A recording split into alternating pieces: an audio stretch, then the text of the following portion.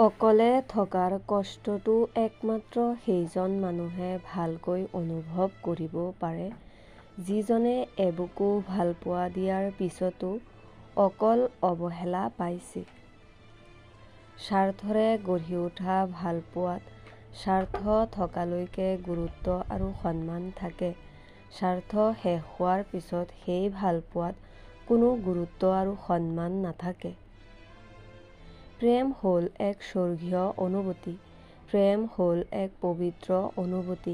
কিন্তু সেইসকলে প্ৰেমক অপবিত্ৰ কৰে যিসকলে কেৱল নিজৰ মনৰ চাহিদা পূৰণ কৰাৰ বাবে মিছা প্ৰেমৰ অভিনয় কৰে।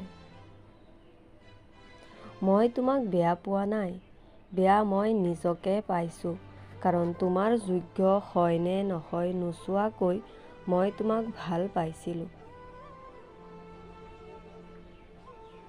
পৃথিৱীৰ আটাইতকৈ নিষ্ঠুৰ মানুহ সেইজন যিয়ে তেওঁৰ আপোনজনৰ বাবে কাৰোবাক ব্যৱহাৰ কৰে আৰু প্ৰয়োজন শেষ হ'লে তেওঁৰ পৰা আঁতৰি আহে।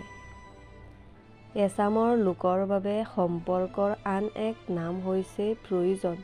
কিয়নো এনে লোকে প্ৰয়োজন অনুসৰি সম্পৰ্ক গঢ়ে আৰু প্ৰয়োজন শেষ হ'লে সম্পৰ্কও শেষ কৰে। মানুহক কেতিয়াও জোখতকৈ বেছিকৈ গুৰুত্ব দিব নালাগে। কাৰণ জোখতকৈ বেছি গুৰুত্ব দিলে মেকুৰীয়েও নিজকে ভাগ বুলি ভাবে। ইমান অহংকাৰ নকৰিব। আজি যাৰ আগত অহংকাৰ কৰিছে কি ঠিক কাইলৈ তেওঁৰ ওচৰতেই সহায়ৰ হাত পাতিব লগা হয়। প্ৰেম মাথো এটি শব্দ যেতিয়ালৈ বিশেষ কোনোবাই ইয়াক অৰ্থ প্ৰদান নকৰে। হৃদয়ৰ পবিত্ৰতাই আটাইতকৈ ডাঙৰ পবিত্ৰতা এটা সুন্দৰ জীৱনৰ বাবে। শ্ৰদ্ধা আৰু ভালপোৱাৰ পাত্ৰ হৈ আনৰ মনত জীয়াই থকাই হৈছে প্ৰকৃত জীৱন। পোৱাতকৈ চোৱাৰ অনুভৱ বেছি সুন্দৰ। কাৰণ পোৱাৰ শেষ আছে কিন্তু চোৱাৰ কোনো শেষ নাই। ক'লা বগা এইবোৰ ৰং হে ধুনীয়া সকলোৱে কয়।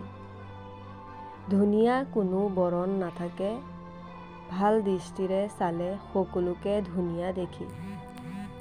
এটা কঠিন আৰু জ্বলিত পথৰ যিটো পাৰত সদায় এখন সুন্দৰ পৃথিৱী থাকে সেই পৃথিৱীখন গৈ পাবলৈ প্ৰয়োজন মাথো আত্মবিশ্বাস, ধৈৰ্য আৰু পৰিশ্ৰম।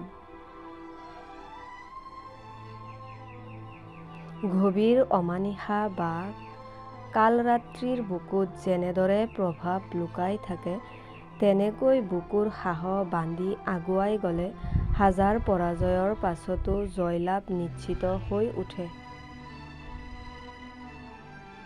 মিছা অভিনয়ে কেৱল ভালপোৱাক অপমান নকৰে এটা সুন্দৰ জীৱনকো নষ্ট কৰি দিয়ে। মহিলাৰ সকলো সৌন্দৰ্য তেওঁৰ জীৱনত আহিবলগীয়া মানুহৰ হাততহে থাকে। সি যদি বিচাৰে 50 বছৰীয়া মহিলাকো 20 বছৰীয়া কৰি দিব পাৰে আৰু 20 বছৰীয়া মহিলাকো 50 বছৰীয়া কৰি দিব পাৰে। দুখ সহ্য কৰিব পৰাজন এদিন হয়তো সুখী হ'ব কিন্তু আনক দুখ দিয়াজন কেতিয়াও সুখী হ'ব নোৱাৰে। পৃথিৱীৰ সকলোতকৈ মূল্যৱান সম্পৰ্ক হৈছে সুখ। ইয়াক কিনিব সকলোৱে বিচাৰে কিন্তু দিব কেৱল ভগৱানেহে পাৰে। গতিকে ভগৱানৰ ওপৰত বিশ্বাস ৰাখক, তেওঁ নিশ্চয় ভালে ৰাখিব। এতিয়াহে বুজিলোঁ এইখন পৃথিৱীত কোনো কাৰো আপোন নহয়। কিছুমানে মানুহৰ মনৰ লগত খেল খেলিব আহে আৰু কিছুমানে আহে কাৰোবাক মৃত্যুৰ মুখত পেলাবলৈ। সেইজনক কেতিয়াও নিজৰ হৃদয়খনৰ পৰা আঁতৰি যাব নিদিব যিজনে তোমাৰ হাজাৰ অৱহেলাৰ পিছতো তোমাকে বিচাৰিছে। যিকোনো সম্পৰ্কত ভালে ৰখাৰ দায়িত্ব দুয়ো পক্ষৰে থাকিব লাগে। তেতিয়া সম্পৰ্কত আউল নালাগে। জীৱন বাটত আপোন বুলিবলৈ কোনো নাই। মাথো স্বাৰ্থ পূৰণৰ বাবেহে কিছুমান মানুহ আপোন হোৱাৰ অভিনয় কৰে।